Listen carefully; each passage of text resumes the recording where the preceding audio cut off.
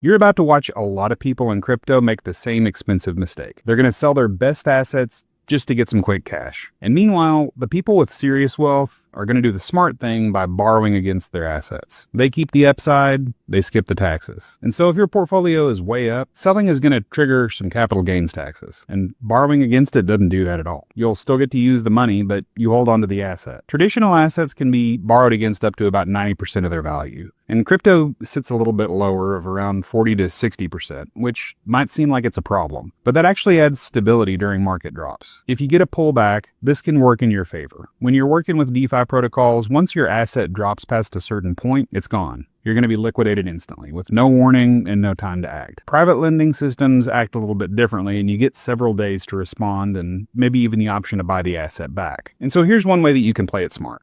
If you just borrow 50% of your portfolio's value at a 50% LTV, and then you use that capital to invest in something that pays a steady yield, you can let the income pay the loan, and your crypto portfolio keeps growing in the background. If we see a market pullback, private lenders are usually going to give you time to adjust. Just make sure and check the terms of whatever loan you're taking out. So people that are building serious wealth like to use this strategy, and they rarely sell appreciating assets. They borrow, reinvest, generate some cash flow, and then repeat the whole process. And the best time to borrow is really in bear markets.